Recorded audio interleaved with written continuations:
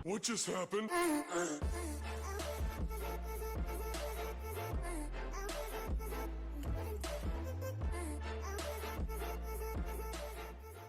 Hello dan salam sejahtera, saya Hezron Maraun dan pada hari ini saya akan berkongsi tentang gamelan. Nama gamelan sebenarnya berasal daripada bahasa Jawa, yaitu gamel, di mana membawa maksud ditabu ataupun dipukul. Hal ini demikian, cara permainannya adalah secara memukul ataupun menabuh. Persembahan gamelan hanya lengkap dimainkan jika dimainkan secara berkumpulan, yang mana keunikan irama aslinya masih dimainkan sehingga hari ini. Gamelan ini mempunyai banyak jenis sebenarnya. Antaranya adalah gamelan Melayu, gamelan Jawa, gamelan Bali, gamelan Sunda, gamelan Banyuwangi, dan ada juga yang mengatakan gamelan Amerika ataupun American gamelan. Menurut sejarah, gamelan berasal daripada Indonesia yang dibawa oleh orang Jawa melalui penghijrahan semasa Empire Sriwijaya dan Majapahit. Kedatangan gamelan ke Malaysia bermula apabila masyarakat Jawa mula bertapak di Johor dan mula diperkenalkan ke Pahang dan akhir sekali ke Terengganu. Gamelan ini mula berkembang di Terengganu apabila perkawinan yang berlangsung antara Sultan Sulaiman Badrul Alam Shah dengan putri Sultan Pahang yaitu Tengku Ampuan Mariam. Setelah kemangkatan Sultan Pahang, istrinya Ci Zubeda berhijrah pula ke Terengganu untuk bersama-sama putrinya, yaitu Tengku Mariam. Pada masa yang sama, Baginda juga telah membawa sep gamelan miliknya bersama. Tengku Ampuan Mariam, yang sememangnya terlatih dalam seni joget Pahang, meneruskan kesenian tersebut di Terengganu dengan sokongan Tengku Sulaiman yang juga menunjukkan minat terhadap musik gamelan. Setelah beberapa tahun lamanya, set gamelan tersebut telah diserahkan semula kepada Kerajaan Pahang dan kini dipamerkan di Museum Sultan Abu Bakar, Pahang. Dari segi aspek peralatan pula, terdapat 6 jenis alat musik gamelan yang dimainkan di Malaysia. Antaranya ialah bonang yang merupakan alat terpenting dalam ensemble yang berfungsi sebagai intro lagu. Seterusnya adalah gambang yang mempunyai bunyi paling rendah berbanding alatan lain. Kemudian pula adalah kenong yang mana mempunyai satu set alat yang menyerupai gong tetapi lebih nipis dan bulat berbanding gong yang berbentuk pipi dan lebih tebal. Ianya berperanan mengeluarkan bunyi yang lebih lembut daripada bunyi yang dihasilkan oleh gong. Seterusnya adalah saron yang terdiri daripada 3 jenis yaitu demong, penerus, dan pekin. Dan bilahan bagi alat sarung lazimnya dibuat daripada besi yang menggunakan teknik kikir dan tempa. Gamelan juga mempunyai alat gong yang berperanan sebagai bunyi tulang belakang dalam ensemble persembahan musik gamelan. Akhir sekali adalah gendang, yang mana merupakan salah satu alat yang perlu dimainkan dalam setiap persembahan gamelan. Tanpa pukulan gendang, irama gamelan akan menjadi tidak lengkap, malah pincang. Dalam proses pembuatan alat gamelan pula, terdapat 5 tahap yang perlu dilalui. Yang pertama ialah melebur campuran ataupun membesot. Kedua adalah mencetak ataupun menyinggi. Dan yang ketiga adalah menempa. Keempat, proses membabar atau tahap pemeriksaan.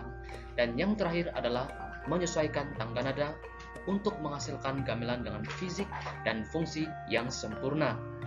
Dari segi aspek persembahan dan tarian pula, menurut Tengku Mariam, pada asalnya repositori tarian ini terdiri daripada 77 jenis gamelan.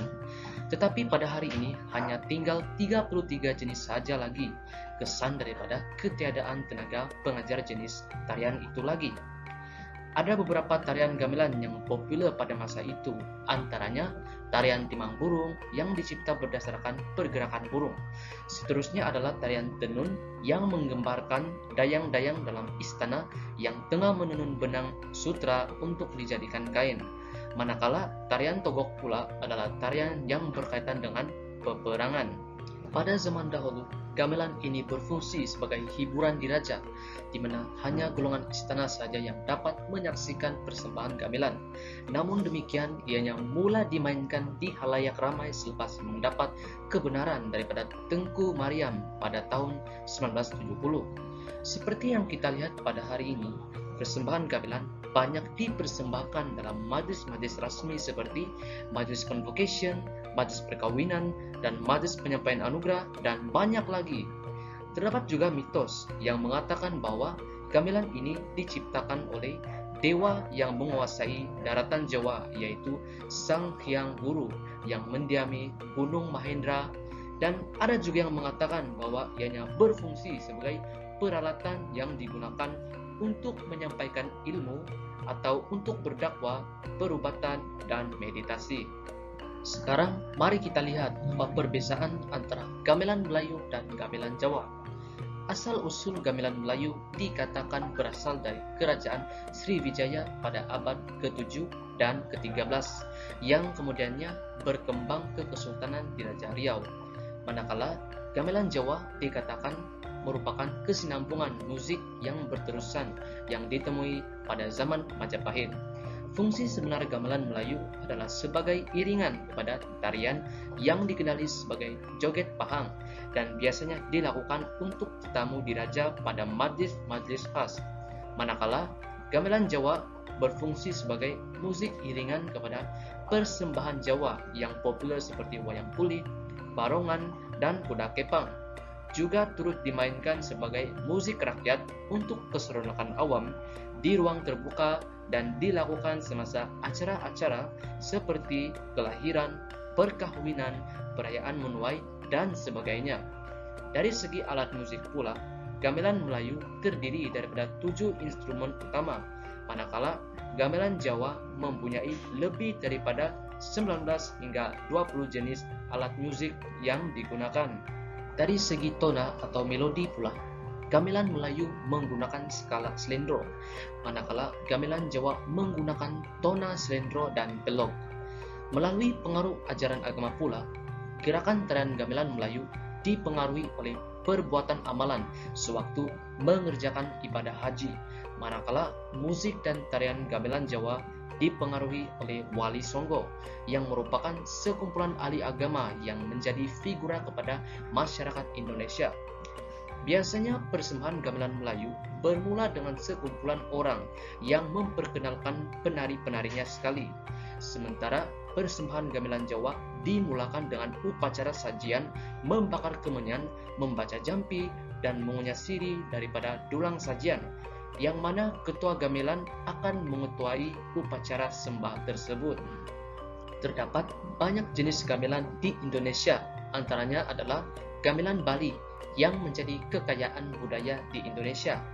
Menurut sejarah, gamelan Bali telah wujud sejak tahun 896 Masehi semasa pemerintahan Raja Ugrasena.